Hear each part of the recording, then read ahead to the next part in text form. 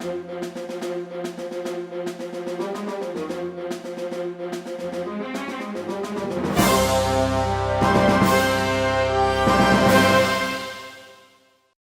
and welcome to this edition of Y-PAC CityCast. I'm Randy Beeler. The City of Yakima is advocating for the Washington State Legislature, which began its 2019 session about a month ago, to address several priorities the City Council has identified as being important to the Yakima area. Among those top priorities is increased state funding to support local efforts to deal with homelessness and affordable housing.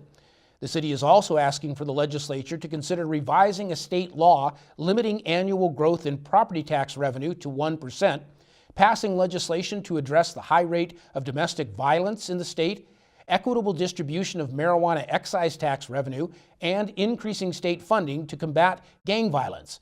The city is also supporting funding requests from Central Washington University, which is considering relocating its growing aviation program to Yakima, the Yakima Housing Authority, which is building a homeless veterans facility in Yakima, and the Yakima Basin Integrated Plan Board, which is continuing its plans to improve the availability of water in the Yakima River Basin. A delegation of Yakima City Council members was supposed to travel to Olympia to meet with legislators during the week of February 11th, but that trip was canceled due to severe winter weather. A visit by council members to Olympia is being rescheduled. The winter weather that hit the Yakima area in early February resulted in the City of Yakima declaring a state of emergency. But many people may not understand when and why a state of emergency is declared. Declaring an emergency is a requirement under state law that allows the city to activate agreements it has with the Yakima County Office of Emergency Management and other local government agencies to coordinate response efforts. It also allows the city to avoid having to go through a formal bid process in order to sign contracts with private companies, such as snowplow operators. And a state of emergency declaration allows the city and residents to potentially be eligible to apply for state and federal funding to recover the cost of damage caused by the early February snowstorms. Under federal law, at least $850,000 in damage countywide would have to be attributed to the snowstorms this month in order for the city or residents to be eligible to apply for federal reimbursement. A full accounting of costs associated with the snowstorms is expected to be available in the next few weeks.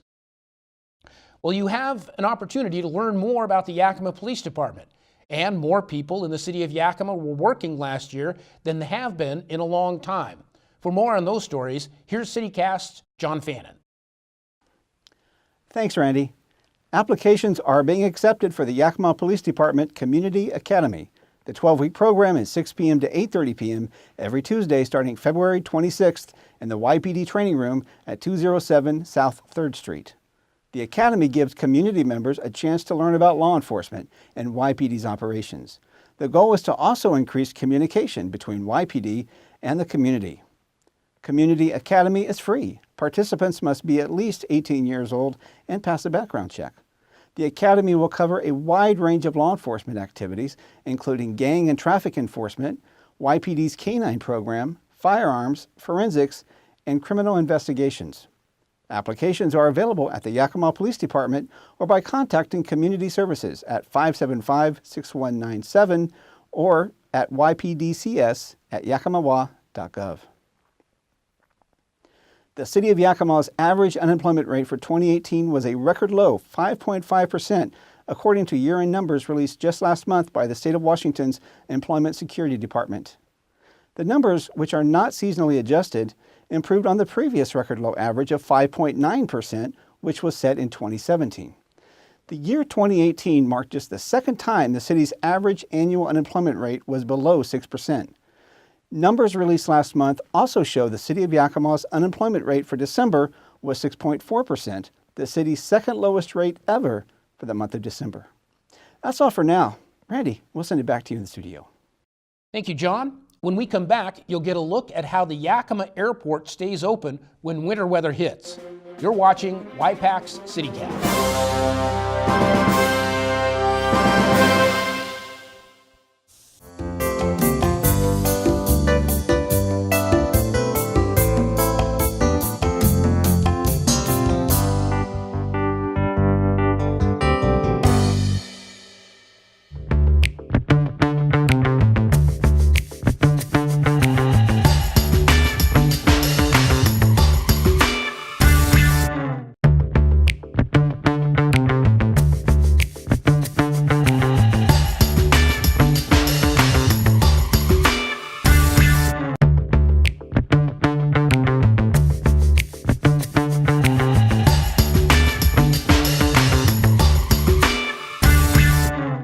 The Yakima to Ellensburg commuter makes riding to each city a time saver. Sit back and finish your work, read a book, make contacts while en route. It's easy and affordable when they do all the driving for you. The commuter runs multiple trips per day in each direction. It will pick you up or drop you off at 8 different stops. And the commuter now has a new stop near CWU at 11th Avenue and Maple Street for your convenience. Yakima to Ellensburg commuter, making riding to each city a time saver. The plans the Yakima Airport has to keep the facility open and operating were certainly put to the test by the snowstorms that hit our area this month. To tell you more, here's CityCast's Sean Davidow. Thanks, Randy. The Yakima Airport is a key piece of transportation infrastructure in Yakima. It helps move people and packages to and from Yakima all around the country. And the demand for air service continues to grow in Yakima and around the United States. With the recent weather events hitting our area, a critical piece of keeping things up in the air around Yakima is keeping the runway clear of snow and ice. With some foresight by the Yakima Airport Administration and city management and some funding help from the FAA, the airport has added some new snow removal equipment. The recent additions of a liquid anti-icer and a large snowblower capable of moving tons of snow per hour were important parts of helping to keep the airport operational during the last series of storms. Another huge help in taking the snow off of the airstrip during these storms has been the addition of a new snow broom. The large truck-mounted snow sweeper helps get more snow off the runway than the standard snow plows, and when used in combination with the plows, anti-icer, and in significant snow events like we've had over the last few weeks, the large snow broom can sweep down to the asphalt, helping keep the airfield operational even in some of the worst weather conditions. Yakima Airport Manager Rob Peterson has requested the purchase of 2 more large snow brooms to continue to improve snow removal operations at the Yakima Air Terminal McAllister Field as the airport continues to add passenger loads into the future. For more information about any operations at the Yakima Airport, visit flyyKM.com, call the Airport Administration offices at 575-6149, or email the Airport Director, Rob Peterson, at YakimaAirTerminal.com. Now, Randy, it's time to take off for now, so we'll send it back to you in the studio.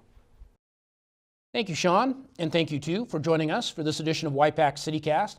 The City of Yakima provides a variety of ways for you to learn about what's going on with the City Council, city programs and services, and much more. The city's website at yakimawa.gov includes a lot of information about current news, special events, and the various departments and divisions of the city. Check out the city's Facebook page, Twitter feed, and Instagram page to see regular updates about activities the city is involved with, and watch Y-PAC programming and other videos on the city's YouTube channel. Thanks again for tuning in to this edition of Y-PAC CityCast. I'm Randy Beeler. Take care.